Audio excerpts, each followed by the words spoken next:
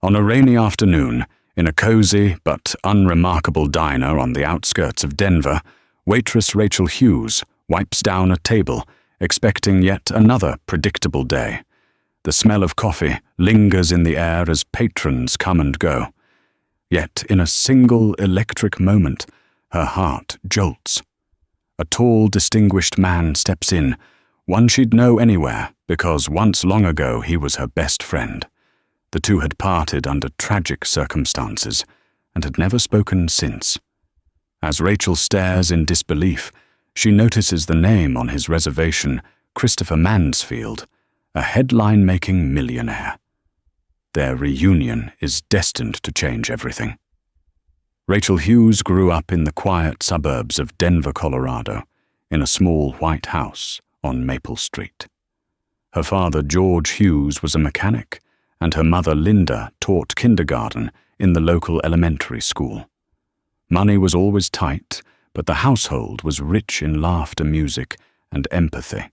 Rachel was the oldest of 3 kids, and though life had its challenges, she learned early on the importance of family friendship and unwavering loyalty. From the moment she could reach a piano's keys, Rachel loved music. She would sit for hours on the old upright piano in the living room, plunking out simple tunes while her mother graded papers. However, it wasn't until she joined the school choir that her musical potential truly shone. There she discovered an unexpectedly gifted friend in Christopher Mansfield, a thin boy with bright eyes and a passion for baseball of all things, who happened to have a singing voice that rivaled any choir star. Christopher had moved to the neighborhood in 4th grade. He lived with his widowed mother, Anne, in a modest townhouse 2 streets down. Tall for his age, with freckles peppering his cheeks, he was initially shy, almost painfully so. But the moment Rachel heard him sing, she sensed something extraordinary, a boy who felt deeply, but rarely knew how to show it. Soon they were inseparable, practicing their choir songs, under the oak tree, behind the school riding bikes, through the neighborhood, and sharing secrets about their lives, fears and dreams. Though Christopher's mother worked 2 shifts at a nearby nursing home, the family struggled to make ends meet. His dad had passed away in a car accident when Christopher was just 7. Pain and longing lingered in Christopher's gaze, but Rachel's presence often brought a spark of hope. She invited him over to her house for dinner whenever she could. She introduced him to her siblings, taught him how to bake cookies, and in turn he helped her practice baseball drills in the backyard. Their bond grew stronger through middle school. While other kids formed cliques, Rachel and Christopher forged their own comfortable world. They performed duets in the school talent show each year, overshadowing the competition with the combination of Rachel's playful charm and Christopher's soulful voice. More than once, their teachers predicted they had the potential to do remarkable things if they stuck together, maybe even become professional musicians one day. Rachel would giggle at such grand predictions. Christopher, on the other hand, quietly accepted them with a determined light in his eyes. Perhaps he sensed an internal drive that yearned for greatness. One crisp autumn afternoon in 8th grade, they were walking home from school when they passed by an imposing brick mansion that loomed at the end of a long, tree-lined driveway. It belonged to Mr. James Harrington, a local real estate mogul who was rumored to be worth millions. As the 2 friends stopped to gape at the sculpted hedges and the luxurious sports cars parked out front, Christopher turned to Rachel. "One day," he said softly, "I'm going to buy a house like that for my mum. She's worked too hard for too long. I want her to be happy." Rachel looked at him, her heart stirred by his sincerity. She believed him without reservation, because if anyone could achieve a crazy dream like that, it would be Christopher Mansfield. In high school, life became more complicated. Rachel's father fell ill with a back injury that kept him from working in the garage for months. Her mother took on extra tutoring jobs to cover the bills, and Rachel, now 16, got a part-time job at a local diner to help support her family. Christopher, meanwhile, discovered a growing love for business when he joined the school's entrepreneurship club. He started selling baseball cards online, turning meager profits into bigger investments. Soon he was talking about stocks, real estate flipping, and micro-investing. Despite the diverging directions, Rachel and Christopher were still each other's rock. In quiet moments, they would slip back into their old routine, singing duets in the music room after school, or confiding their deepest fears.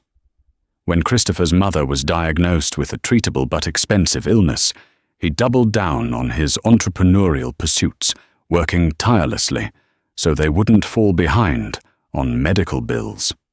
Rachel, seeing his stress, doubled her shifts at the diner, sometimes to the detriment of her studies. Yet they found solace in each other's presence. She helped him remember to breathe, to dream of more than just money. He helped her see the bigger world beyond her family's struggles. In the midst of these challenges, their closeness intensified into a tender, almost romantic tension neither spoke of openly. They were still best friends, but both sensed a new current in the air whenever their eyes met for too long, whenever Christopher walked Rachel home in the glow of a street lamp. But fate had other plans. One fateful evening after a school concert, in which Rachel had a solo, and Christopher accompanied her on guitar life as they knew it began to unravel. Anne Mansfield fell critically ill. Christopher's mother needed specialized treatment that required out-of-state care and even more money. Overnight, Christopher's mother decided they had to move closer to her sister in Boston, who had a stable job and could assist with medical expenses. It was a decision that shattered both teenagers. Christopher, furious and terrified for his mother's health, felt he had no choice but to comply. Rachel learned of the move only 1 week before they left. There was no time to process the heartbreak. On their last night together, they sat on her front porch in silence, tears streaming down both their faces. He pulled out a small gold pendant, a tiny baseball bat charm, a simple piece of jewelry he'd saved up for by selling some of his prized baseball cards, and placed it gently in Rachel's hand. "Don't forget me," he whispered. All Rachel could do was hug him. She promised she'd write letters, call, and wait for the day they'd meet again. But deep inside, they both feared their bond might slip away in the wake of new challenges. Then, just like that, Christopher was gone. Through sporadic letters and phone calls, they kept in touch for a year or two, but life in Boston was demanding. Christopher had to work multiple side jobs and focus on finishing high school. His mother's health fluctuated. Rachel balanced her own responsibilities and a blossoming dream of singing professionally. They drifted apart in the slow, inevitable way that childhood friendships sometimes do, especially when distance and adulthood loom. When Christopher stopped calling altogether, Rachel was devastated. She tried calling, but the number was disconnected. The letters she sent were returned, moved no forwarding address. Eventually, she was forced to accept that she might never see him again. The baseball bat charm stayed around her neck as a bittersweet reminder of a boy she loved in a way she never fully understood. Yet not in her wildest imagination did she believe that years later he would come strolling into her life, a successful millionaire, rumored to grace the cover of Forbes, and step right into the very diner she now worked at, as if he had stepped out of one of her most cherished dreams. The next few years after Christopher moved away were a whirlwind for Rachel. She graduated high school, but abandoned her scholarship to a local community college when her father's back ailment flared up again, necessitating costly treatment. She worked full-time at a diner to keep her family afloat and tried to set aside a little money for night classes. Yet the real world weighed heavily on her shoulders. The aspiring musician who once dreamed of standing on stage with her best friend found herself stuck in an unchanging loop of early morning shifts and late-night closes. Though times were tough, Rachel had an irrepressible spirit. Her customers loved her warmth, her friendly banter, and the way she'd hum tunes under her breath while pouring coffee. The diner's regulars included traveling salespeople, shift workers, and exhausted parents. Some recognized her face over the years.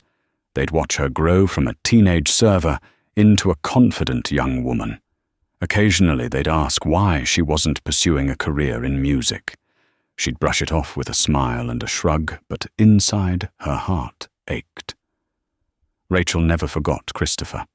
She kept that gold pendant safe sometimes, wearing it under her uniform, where only she could feel its slight weight. Every time she held it between her fingers, she wondered where he was, what he was doing. She'd heard rumors through old classmates who'd connected with Christopher online that he was making waves in Boston's entrepreneurial scene.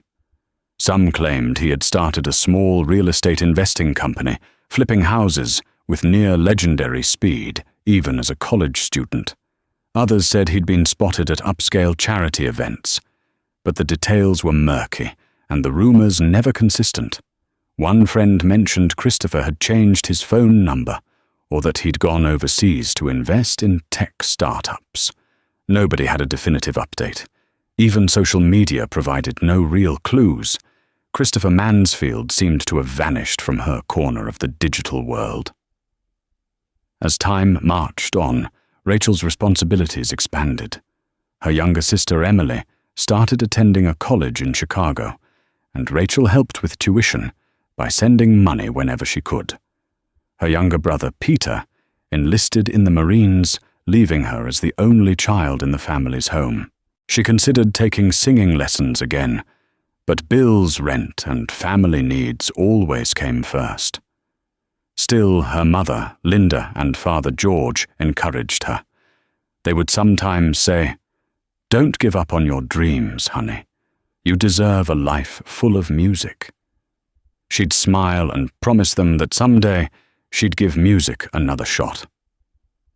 In her quiet moments, especially after a draining shift at the diner, Rachel would sit on a small stool in her bedroom, strum the old guitar Christopher had left for her years ago, and sing softly. Each chord carried memories of youthful hope and heartbreak. Each lyric reminded her of the boy who used to harmonize with her in that bright, unwavering tenor. She wondered if he'd continued singing, or if his business pursuits had swallowed that part of his soul. One evening, while Rachel was closing up the diner's manager, Celia Martinez sat down with her. Celia was in her 50s with silver-streaked hair pulled into a neat bun and a kind but no-nonsense demeanor. She'd practically watched Rachel grow up. Rachel, Celia said gently, "You've been here, 7 years now? Don't you ever wonder if there's more out there for you?" Rachel sighed, removing her apron. "I do. But I have so many obligations. And this job, well, it's familiar." Celia gave her a sympathetic nod. "Familiar can be a safety net, but you're too talented to stay stuck forever. Life's short. Don't lose that spark." It was advice Rachel had heard before, but that night something about Celia's tone stirred her. It wasn't that she'd grown complacent. It was that she was used to putting others first. That was Rachel's nature, for better or worse. A week later, an opportunity arose that made her reconsider her path. A local band needed a backup singer for a wedding performance. One of the regulars at the diner recommended Rachel remembering her voice from the time she softly sang old jazz tunes while sweeping the floors. She auditioned on a whim and got the part. On a warm Saturday afternoon, she found herself in front of a crowd for the first time in years, belting out a heartfelt ballad beneath twinkling lights. The applause, the electric thrill of performing, reminded her of who she once was and who she could still be. Afterward, The band's leader, a jovial man named Mike Thompson, approached her with a business card. "You have raw talent," he said. "We could use someone like you more often if you're interested. We perform at weddings, corporate events, sometimes bigger gigs, too." Think about it. Buoyed by the experience, Rachel considered joining them part-time. But then the medical bills for her father piled up again, and she opted for more diner shifts. The dream would have to wait, as it always did. In the back of her mind, a soft voice whispered Christopher's name. She remembered his relentless determination to succeed, and wondered if Christopher were here, what would he say? Would he push her to chase her ambitions? She thought, ironically, that if they were still in touch, she might have found inspiration in his unstoppable drive. But there was only silence from his side, and so life went on in its predictable pattern, until the day he came crashing back into her world. It was supposed to be just another Thursday. Rachel arrived early to cover a breakfast shift. The diner had recently partnered with a popular food delivery app, so they were busier than usual. She wore her uniform, a crisp white shirt, black trousers, and a half apron, and pinned her hair up into a loose bun. By midday, the crowd thinned, leaving only a smattering of customers. The sky was grey with hints of a storm. Thunder rolled in the distance. "Rachel, can you cover table 6? I'll handle the register," Celia called out, juggling receipts in her hand. Rachel grabbed her notepad and turned toward the booth near the window. A man in a designer suit was staring out at the rain-soaked street. His posture was confident, and there was a subtle tension in the set of his shoulders. He was tall, broad-shouldered, in a way that suggested either a gym membership or at least a disciplined fitness routine. "Hi, welcome to Maple Diner," she began automatically. "Can I start you off with?" Her voice halted, trailing into stunned silence. The man turned, revealing a face that was older, sharper, yet strikingly familiar. Chocolate brown hair, eyes that used to light up whenever they sang together, a faint scar on his jaw from a bicycle accident when they were 12. Rachel's breath caught in her throat. His eyes flicked to her name tag curiosity in them. "Rachel?" he asked, voice almost a whisper. Time seemed to freeze. She took a step back, her heart hammering so fiercely she could feel it in her ears. This was Christopher Mansfield. The Christopher Mansfield, the boy who'd once been her closest friend, the same person who had disappeared years ago, now sitting in her section like it was the most natural thing in the world. "Christopher," she murmured, her voice cracking. You're here." He nodded, looking a bit shell-shocked himself. "It's been a while. I'm here on business.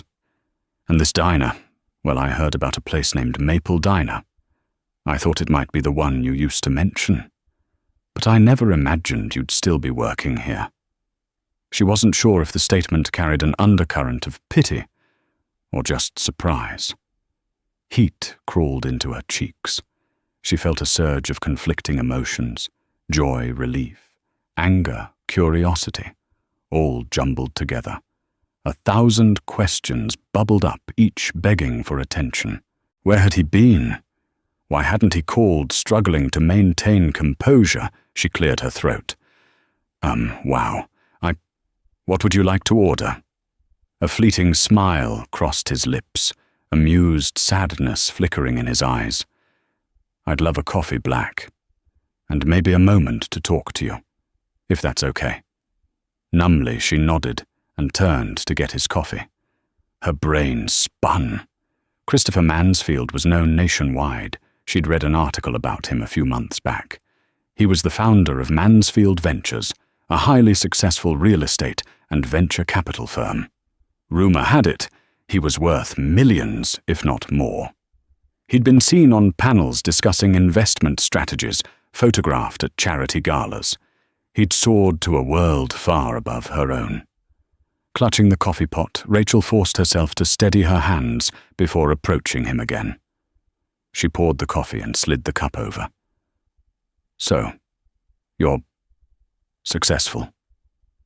"Congratulations," she managed, trying not to sound bitter. His gaze met hers, and she saw the old warmth. "I've had some luck," he admitted, "and a lot of help along the way."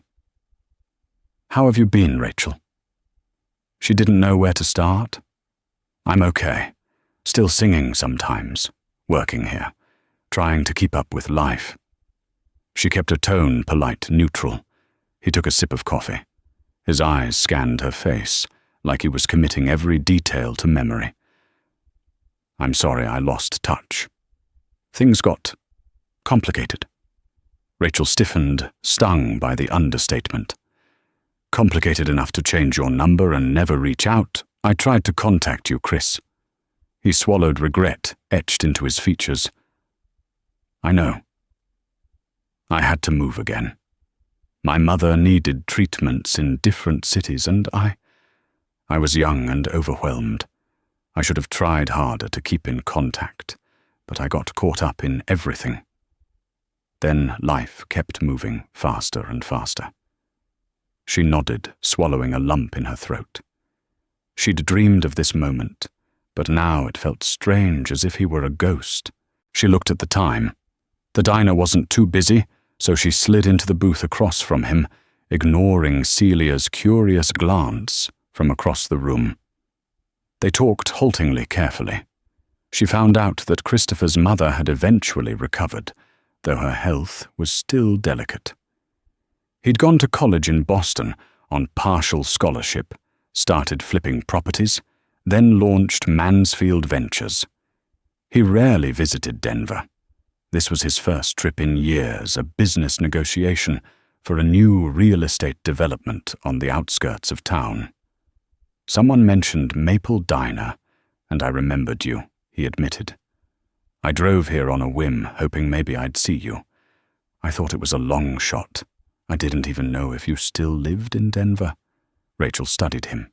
He looked polished, well-groomed, far removed from the sweaty teen who once belted out rock ballads with her after school. But beneath the expensive suit, she recognized glimpses of the boy she'd adored, the intensity in his gaze, the way his brows furrowed when he was nervous. A sudden wave of longing washed over her. Memories of their closeness, their shared dreams, their heartbreak. She wanted to hug him, but a guardedness held her back. He reached into his pocket and pulled out a small business card. "Look, I'm in town for a few days. Would you be willing to have dinner with me? We could catch up properly. Maybe I can make up for all those lost years." Rachel hesitated. Was she ready for that? Part of her yearned to accept. Part of her felt betrayed, worried about how she'd manage the roller coaster of emotions. In the end, she found herself nodding curiosity and old affection winning out. "Sure," she said quietly. "I get off at 7 tonight." A flash of relief brightened his face. "Great. I'll pick you up." She managed a small smile. "I can meet you somewhere if that's easier." He refused. "I insist. I want to do this right." Then, noticing her reluctance, he added, "Unless you're not comfortable with that." Her heart fluttered. "No, it's fine," she conceded. It's been so long." He offered a soft chuckle. "I know. But some things never truly go away, do they?"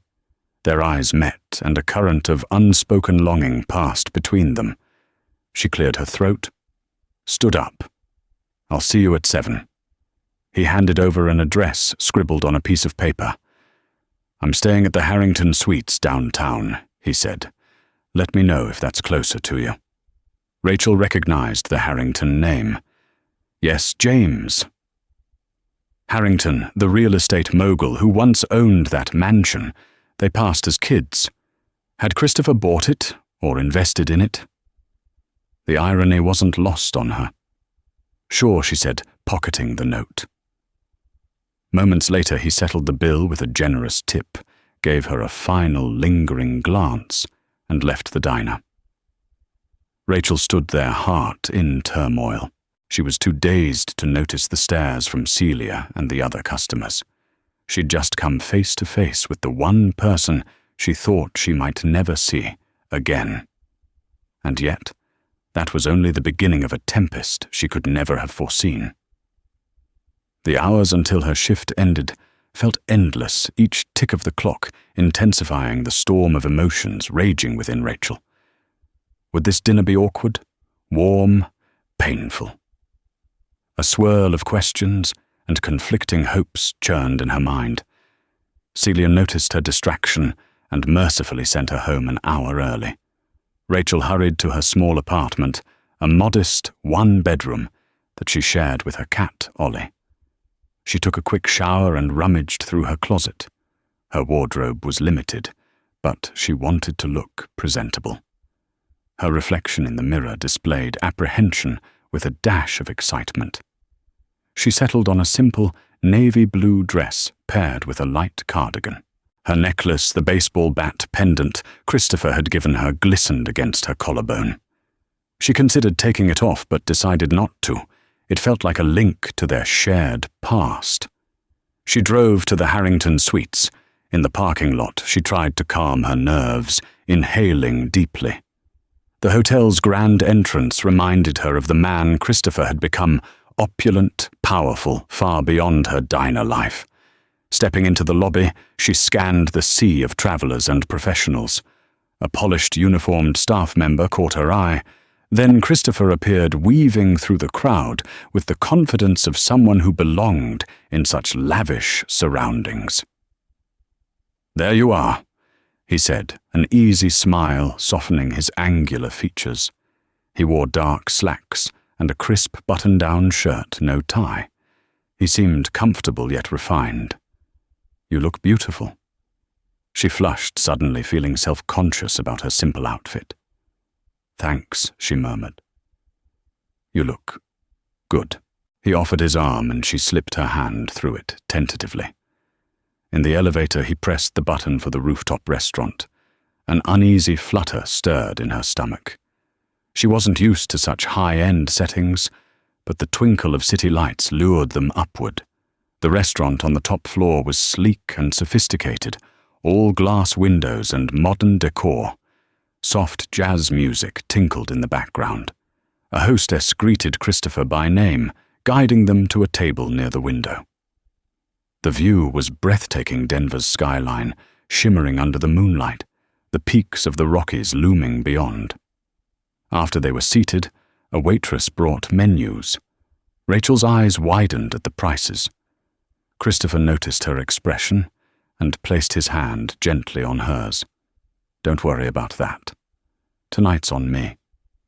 She felt a mixture of gratitude and discomfort.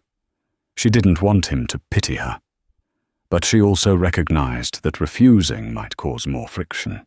She decided to take it graciously. "Thank you," she said softly. Once they ordered a salmon dish for her, a steak for him. Silence blossomed between them. Christopher shifted in his seat, clearly searching for the right words. "It's incredible to see you again," he finally began. I want you to know how much I regret letting our friendship slip away. It's been on my mind over the years, especially when things got tough." Rachel studied the linen napkin on her lap. "I tried to find you," she admitted, voice low. "I sent letters, called. You vanished. I didn't know what happened. For a long time, I worried something terrible had happened." He exhaled heavily. "My mother's condition got worse. We were living with my aunt. I got a job, took extra classes. We moved twice more. I lost your letters in one of the moves, or they got misplaced. It was chaotic. Then when I got into real estate, I wanted to reach out, but it had been so long. I felt ashamed that I'd fallen out of touch, and each year that passed made it harder." She nodded, tears threatening to well up. She sipped her water, buying time to steady her emotions. "I understand," she managed. "Life happens. But it hurt. A hush settled between them as Christopher seemed to search her face, regret pooling in his eyes. The waitress delivered their plates. Rachel picked at her salmon, her appetite overshadowed by the emotional tension. Christopher broke the silence with a surprising question. "Do you still sing?" She glanced at him. "Only occasionally. A wedding gig here, a random open mic there. I guess after you left, I never had the same passion for it." Singing alone felt different, like half the magic was missing. He frowned. "You were always so gifted, Rachel. We both were." I stopped too. She looked at him in disbelief. "Really, I remember you singing like it was second nature." He chuckled without humor. "I got busy chasing success. Singing didn't make money. Real estate did. But I'd be lying if I said I didn't miss it sometimes." They discussed lighter topics for a while, old classmates' local gossip.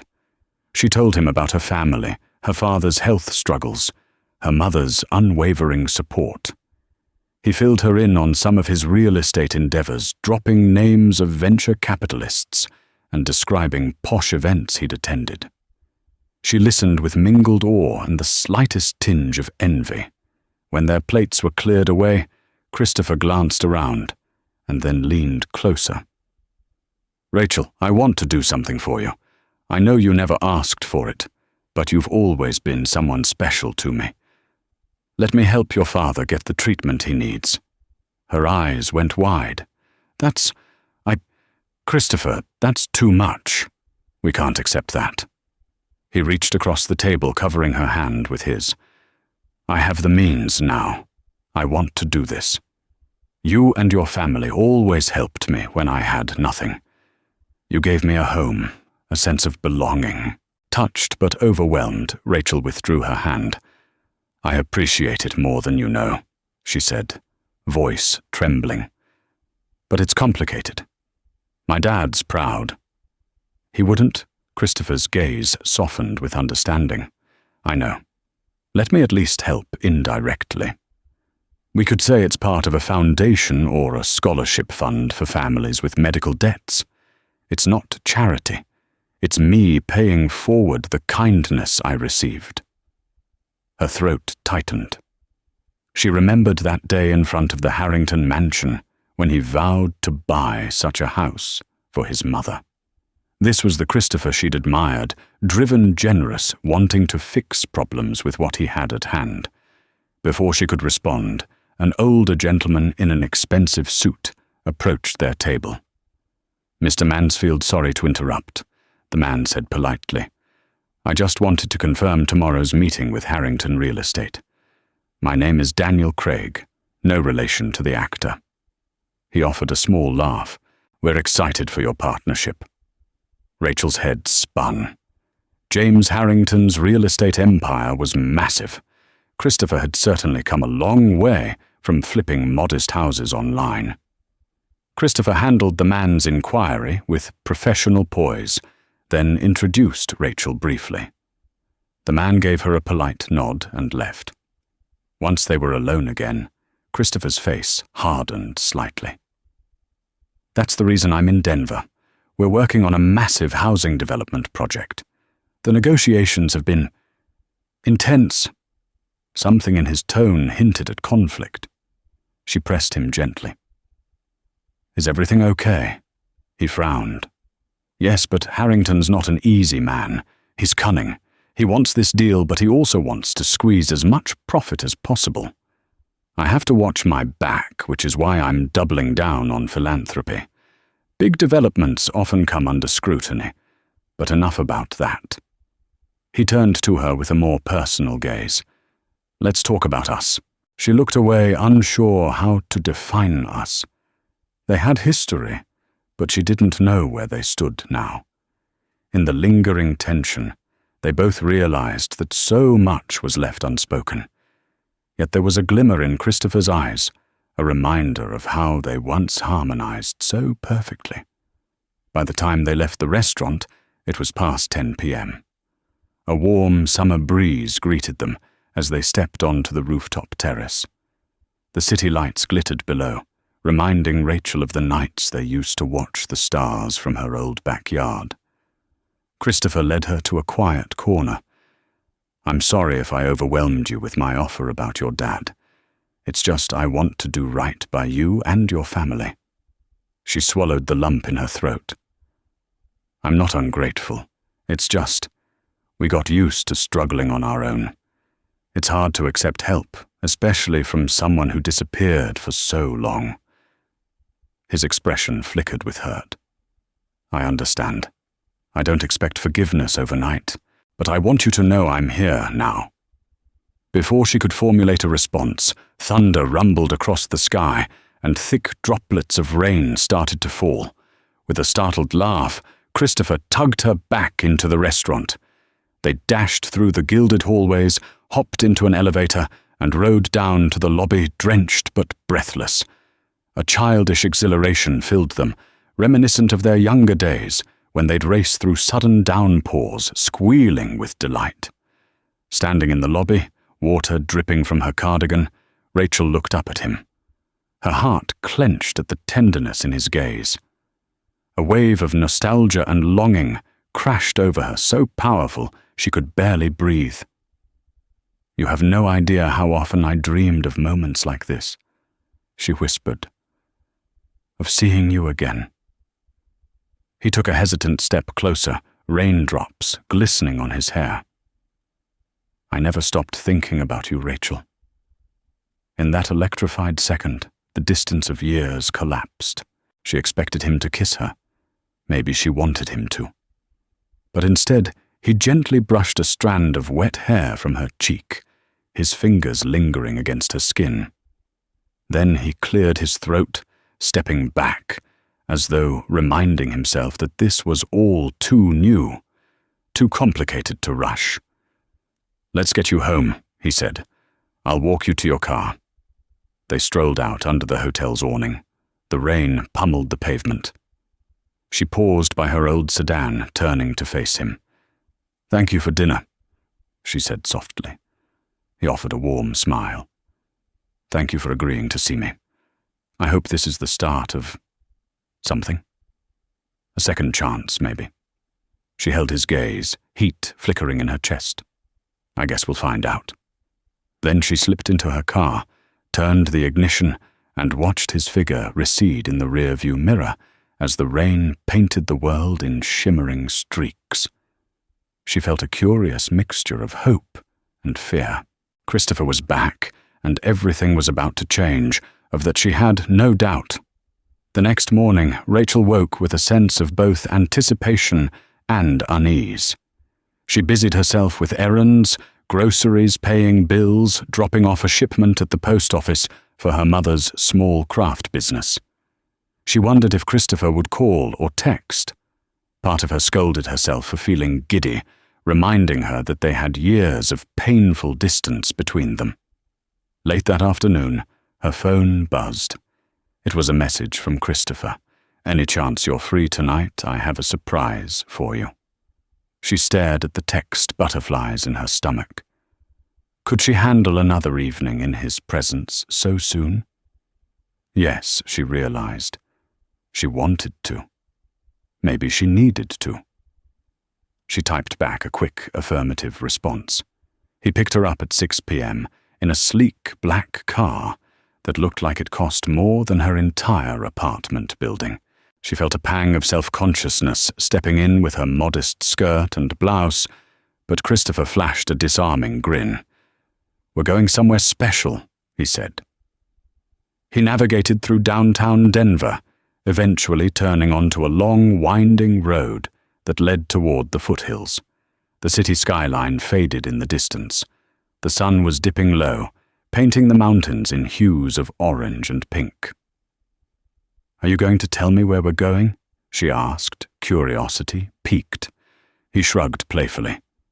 "It's a surprise." 15 minutes later, they pulled up to a sprawling gated property. A wrought-iron arch read Harrington Estate in ornate script. Rachel's eyes widened. "Wait, is this—" Christopher nodded. "Yep. James Harrington's mansion." He's hosting a small gathering, a pre-negotiation get-together. He insisted I attend. I was going to refuse, but then I thought maybe you'd like to see the inside of the place you and I used to dream about as kids." Her heart hammered. This was the very mansion they had gazed upon all those years ago. A place that symbolized unreachable wealth and possibility. Now she was about to walk right through its front doors, invited by a man who once vowed he'd buy a house like this for his mother. She felt out of place in her simple attire, but Christopher offered his arm gallantly. "Ready." They strolled in through the grand doors into a foyer of marble floors and crystal chandeliers. Waiters in crisp uniforms carried trays of champagne and hors d'oeuvres. A live string quartet played softly in a corner. Wealthy guests mingled, dressed in designer clothing, sparkling jewelry on display. The laughter and conversation resonated with a certain refined arrogance, and Rachel felt like she had stepped into a dream. Christopher introduced her to a few key figures, real estate investors, finance gurus. Names Rachel recognized from local headlines. They were polite, though she sensed condescension behind a few tight smiles. It was clear they viewed Christopher as the rising star, brilliant, unstoppable, but occasionally an outsider for not coming from old money. Eventually, James Harrington himself approached carrying a glass of bourbon in one hand. He was in his late 50s, hair silver and neatly trimmed, wearing a tailored navy suit. "Christopher Mansfield, the prodigy," he declared. "Glad you could make it." And this lovely lady Christopher introduced her. Harrington's sharp gaze flicked from her face to her outfit and back assessing. He offered a lukewarm smile.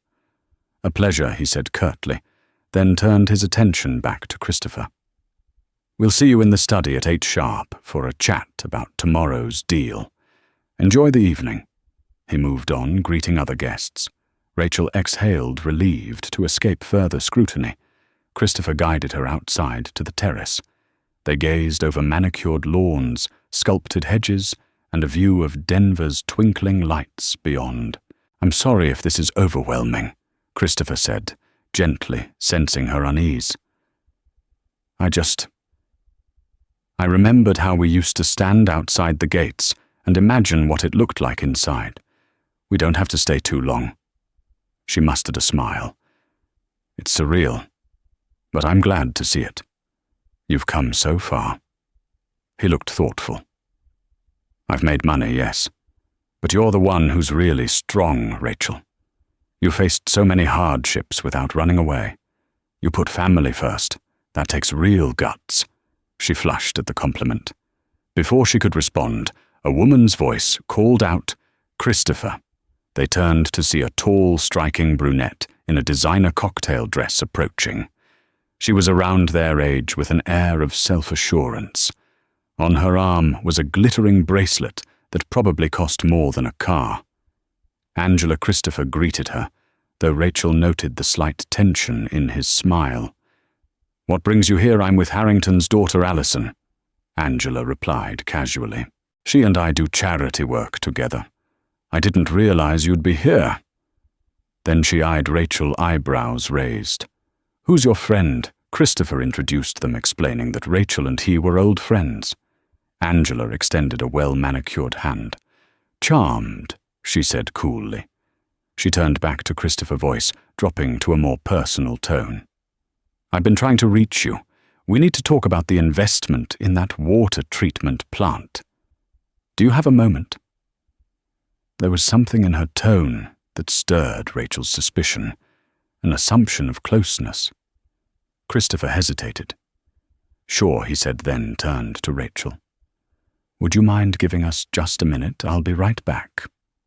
Rachel forced a polite smile. "Go ahead. I'll wait here." She watched them walk a few steps away. Angela angled her body toward Christopher, speaking softly, her gaze flicking to Rachel intermittently. It was impossible to hear what they were saying, but the body language told a story of tension, Perhaps a past romance or a business entanglement. Or both. A swirl of unsettling emotions crept over Rachel. She reminded herself that she had no claim over Christopher. They were barely rekindling a long-lost friendship, possibly flirting with something more. Of course, he had a life relationship's business partners. It was foolish to feel jealous. But she couldn't entirely suppress the pang in her chest. A few minutes later, Christopher returned lines of frustration on his brow. "I'm sorry about that," he said.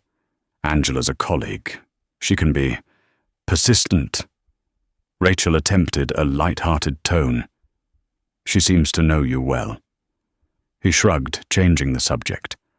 "Listen, I have to speak with Harrington in a few minutes. But after that, we can leave. Does that sound okay?" She nodded. "I'm fine. Take your time." He led her back inside, weaving through the throng of guests. He escorted her to a lavish sitting room adjacent to the study. "Wait here, I'll be done soon." Rachel found herself alone for the moment, sipping a glass of champagne from a passing waiter. She couldn't shake the unease that had formed the moment Angela arrived. Needing a breath of fresh air, she slipped away from the crowds and meandered down a corridor that opened into a small library. The room smelled of old leather and polished wood. Shelves lined every wall holding books that likely hadn't been touched in years. She trailed her fingers along the spines, noticing a mixture of classics and art volumes. Near the window, she froze. A small painting of a family crest bore the name Harrington and the year 1922. She remembered Christopher mentioning that the Harrington family had old money. The portrait beneath it, an older black and white photograph, depicted a stately couple with stern expressions. Suddenly, voices drifted from a nearby door that was slightly ajar. She recognized Harrington's rumbling tone. Out of sheer curiosity, or perhaps a sense that something was amiss, she crept closer. Listening. Christopher's voice was in there too. "This deal benefits us both," Christopher was saying. "My terms are fair. We focus on affordable housing in the West Side, or the City Council won't approve the plan." Harrington's laugh was low, patronizing. "You've got a noble streak, Mansfield. But the City Council is easily swayed by the right donations. Who cares if the houses are a bit pricier? More profit for us?" "Yes." Christopher's voice grew tight. "We had a handshake agreement about including affordable units. If you back out on that, I walk." There was a pause, followed by Harrington's amused drawl. "Oh, come now. You think you can threaten me in my own home? I've seen your kind before. Rags to riches, thirsting for more. Don't pretend you're a saint. The public's not going to care about your philanthropic talk if I spin the story my way." Rachel's pulse quickened. Harrington was clearly not the genial host he pretended to be. She risked leaning forward, straining to hear more. "If you sabotage this deal," Harrington continued, "I have the power to make sure your precious Mansfield Ventures never works in this city again. Or any city for that matter. You'll be blacklisted from every major real estate market in the country." Silence. Rachel's heart pounded, imagining Christopher's face at that moment. Finally, Christopher responded, voice icily calm. "I built my company from nothing. I know how to adapt. Don't think for a second I'll betray my values for profit. If you want to push me, go ahead. But I won't back down from including affordable housing. You'll face backlash, too." Harrington let out a derisive snort. "So be it. But mark my words, this project will happen with or without you. If you want to protect your precious image, do as I say. Otherwise, you'll find yourself fighting an unwinnable battle." The conversation ended with a rustle, chairs, moving footsteps heading toward the door. Panicking, Rachel darted back into the corridor, heart racing. She tried to look casual as Christopher stepped out, his face flushed with anger. He saw her and paused, Rachel, everything okay? She mustered a weak nod, swallowing back the impulse to confront him about what she'd overheard. I just wanted some air. Christopher's eyes flicked toward the library. He appeared to sense her tension. Let's get out of here, he muttered. I've had enough of Harrington's hospitality. They left the mansion quickly. In the car, Christopher gripped the steering wheel muscle in his jaw, twitching. What's going on? Rachel asked quietly. He sighed. It's complicated. Let's just say Harrington and I disagree on some fundamental aspects of the project. She thought of Harrington's threat, the manipulative angle he was playing. Can you walk away? Christopher inhaled a shaky breath. Yes, but then everything I've worked for, it might unravel. He's influential, especially in high-end real estate. He can shut doors on me that I can't reopen easily. Rachel's heart clenched. Despite their recent rekindling, she cared deeply for him. She could see the moral dilemma etched across his features, his desire to do the right thing, warring with the reality of big business. She also sensed that Harrington's threats were real and dangerous. They drove back in tense silence. Finally, Christopher spoke. I'm sorry I brought you into this. I just wanted to spend time with you tonight, show you that mansion. I didn't want you to witness all this ugliness. She laid a hand gently on his arm. Christopher, you're not alone in this. If you need someone to talk to, or just to stand by you, I'm here. His shoulders relaxed a fraction. Thank you, Rachel, he said softly. That means more than I can say. They pulled up in front of her apartment building. She turned to him, feeling the tug of old emotions, the unstoppable magnetism they once shared. He brushed a finger against her cheek eyes, locked on hers. She leaned forward slightly. Their lips were inches apart.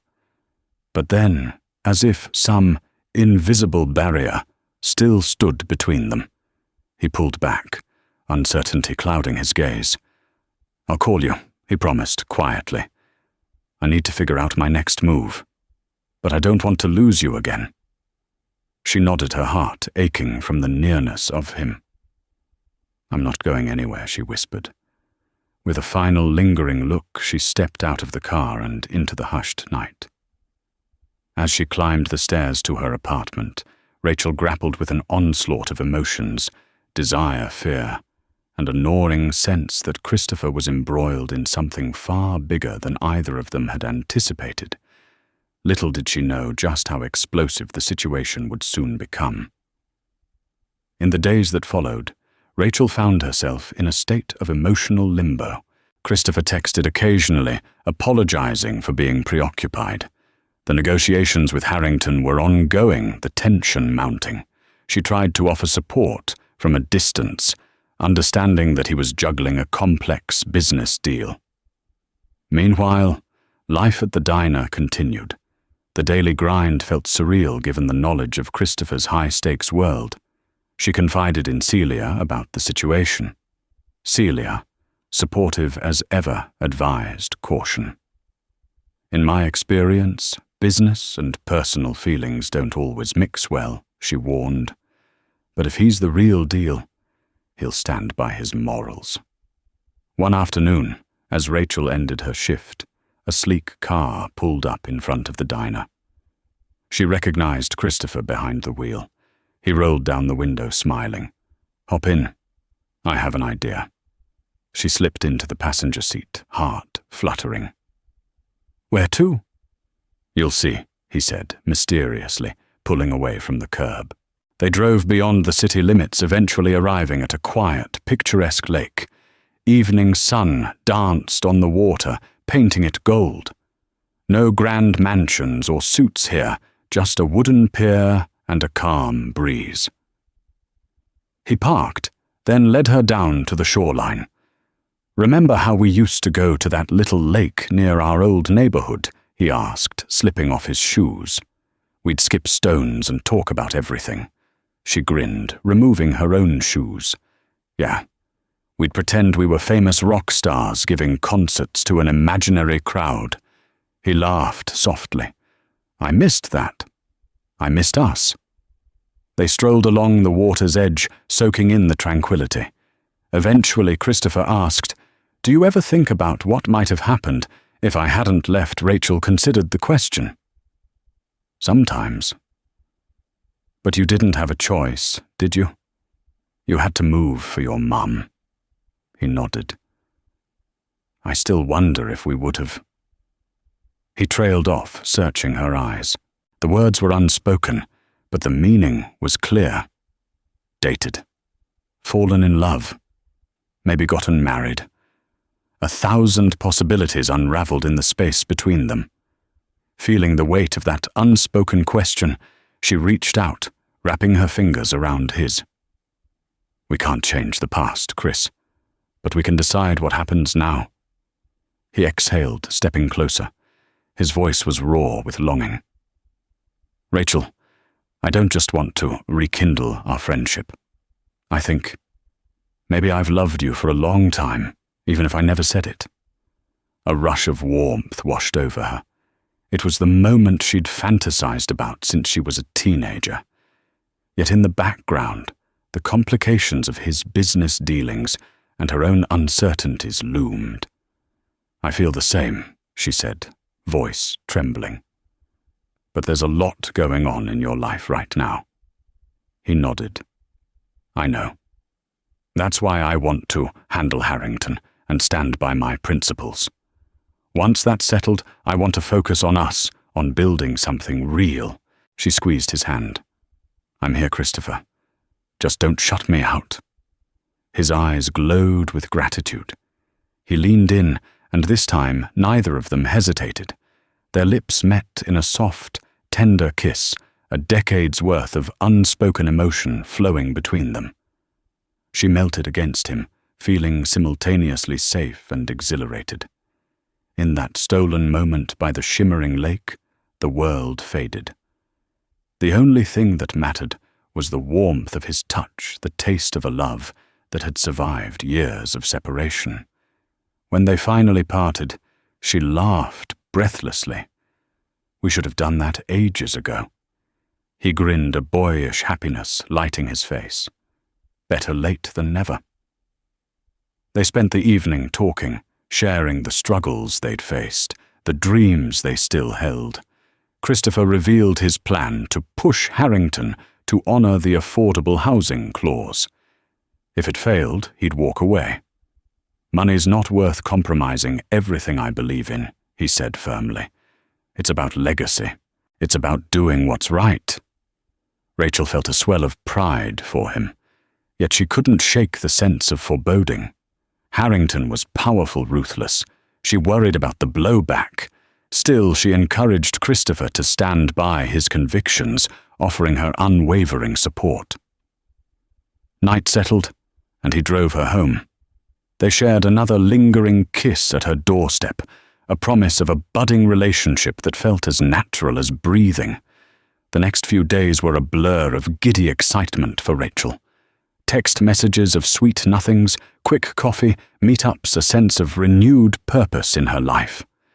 It was as though the teenage dream of them being together had finally come true. But the idyll couldn't last. A week later, Christopher called her in the middle of the night, his voice taut with urgency. "Rachel, I need to see you. It's important." She worried instantly. "Are you okay?" "Where are you?" He asked her to meet him at a small diner near his office downtown.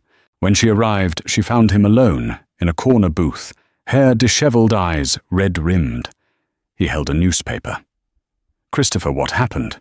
she asked, sliding into the seat. Wordlessly, he handed her the paper.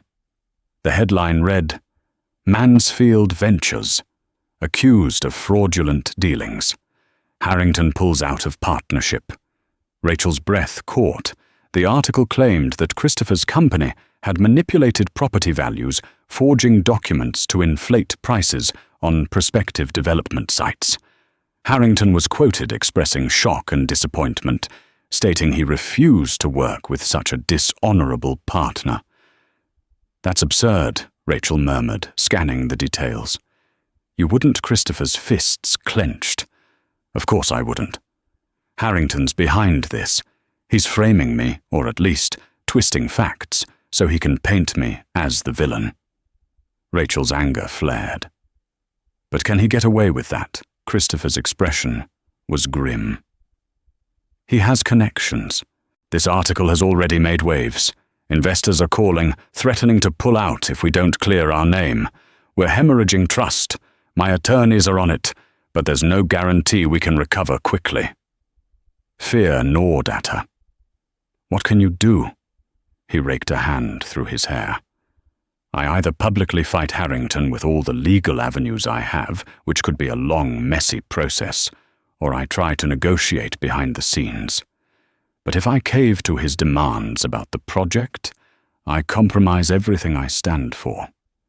And even then, who's to say he won't find another way to sabotage me?" A heavy silence settled. She reached across the table, covering his hand.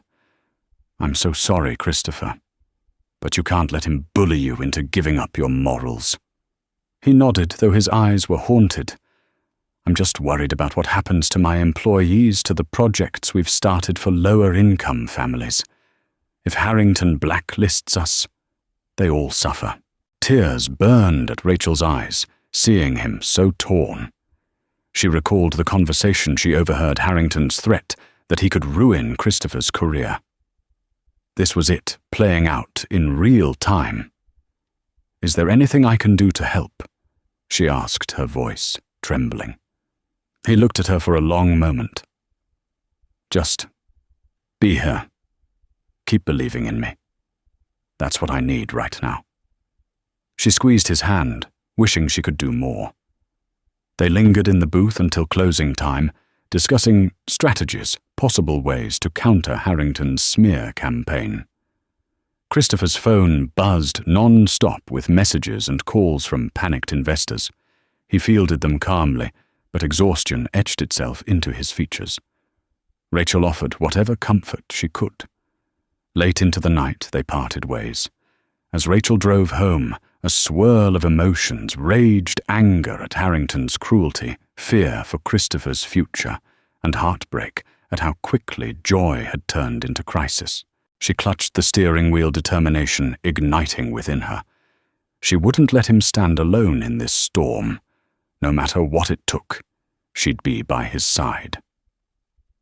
Days turned into a whirlwind of legal maneuvers, press releases, and behind-closed-doors negotiation. Rachel saw Christopher sporadically, often dropping off food at his office, where he and his small legal team toiled. She remained a pillar of emotional support, though the situation seemed bleak. Then a breakthrough came from an unlikely source: Angela. She called Christopher out of the blue, claiming she had evidence that could discredit Harrington's accusations: emails, documents, phone recordings that proved Harrington was orchestrating a smear campaign. It turned out Angela had once been involved with Harrington's associates and had grown disillusioned by his unethical tactics. She was ready to come clean. Christopher was wary, suspecting a trap, but Angela provided enough preliminary evidence to convince him she was telling the truth. The next day, Christopher and his attorneys met with her in a closed-door session. Rachel waited anxiously at a coffee shop nearby, her stomach in knots. When Christopher emerged that evening, he wore a look of cautious triumph. He showed Rachel partial transcripts of Harrington's emails, instructing subordinates to plant fraudulent data and then leak it to the press. It was damning.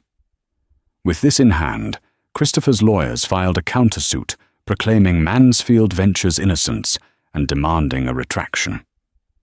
The news spread fast. Within days, Harrington's once confident stance began to wobble under mounting scrutiny. Articles surfaced questioning his integrity, his philanthropic facade. Investors that had cut ties with Christopher started re-evaluating their stance. The city council expressed relief that the proposed development project might still move forward, this time with the affordable housing component intact. One crucial evening, Christopher invited Rachel to a press conference. He stood before a bank of microphones, cameras flashing, and delivered a calm, decisive statement. My company stands for ethical, inclusive development. It has come to light that Mr. Harrington sought to discredit our work. We are cooperating fully with authorities to ensure that justice is served. Mansfield Ventures will continue our commitment to building a future that benefits everyone in this community. Rachel watched from the sidelines, chest swelling with pride. His voice was strong, his resolve unbreakable. Despite everything Harrington had done, Christopher held his head high. It was the boy she had loved, the man she could see herself building a life with. Harrington tried to counter, but the evidence Angela provided was overwhelming. Within weeks, Harrington Real Estate faced investigations for corruption and fraudulent practices. Public opinion swung in Christopher's favor. He didn't gloat. Instead, he channeled the victory into reaffirming the affordable housing mission, forging new partnerships with other ethical investors. At last, after nearly a month of chaos, the storm abated. Mansfield Ventures was vindicated. Harrington's empire lost significant credibility. The specific project in Denver was greenlit with provisions for affordable units, as Christopher had insisted.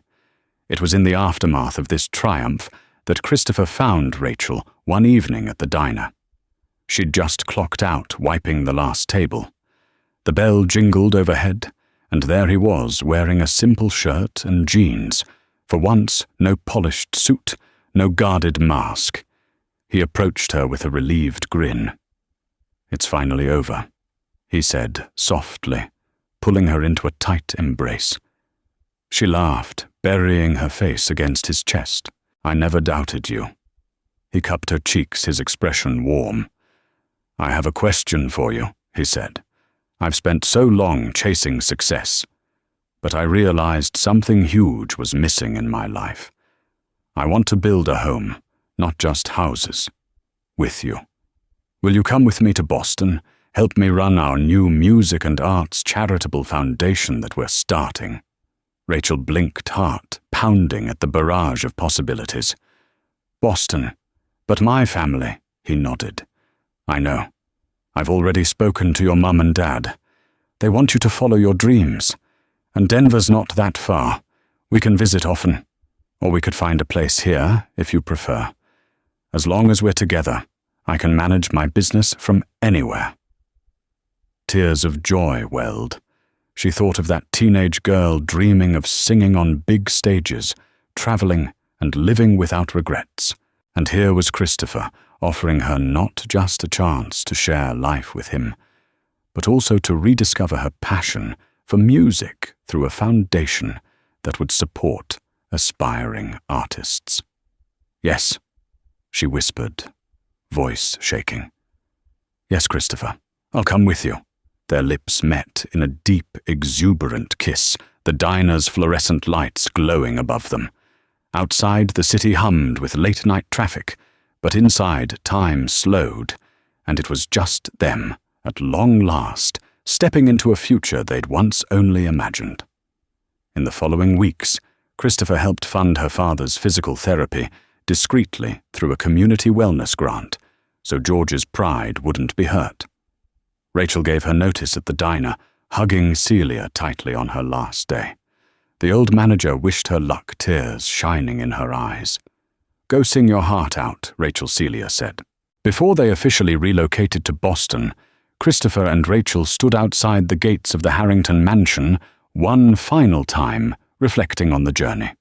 The black iron archway that once symbolized unattainable grandeur now felt like a testament to how far they'd come, how their bond had outlasted distance, heartbreak, and corruption. Rachel grasped Christopher's hand. "No more losing touch, okay?" His gaze brimmed with love. "Never again. We're in this together." They drove away, leaving the looming estate behind. The future stretched before them, filled with hope music, and a love that had finally found its way home. Thank you for joining us on this emotional roller coaster of friendship, betrayal, and triumphant love. We watched Rachel and Christopher grow from innocent childhood dreamers to individuals tested by life's toughest battles, yet their bond remained unbreakable. From the quiet diner where a surprise reunion turned Rachel's world upside down to the opulent halls of Harrington's mansion, every twist led them closer to rediscovering the magic they once shared. And in the end, love, integrity, and courage prevailed. If you found yourself cheering for their happy ending, please like this video to show your support for resilient love stories. Make sure to share it with friends who appreciate tales of hope and second chances. And don't forget to subscribe to our channel so you never miss another moving story. Your support helps us bring more heartfelt narratives to life. Thank you so much for watching.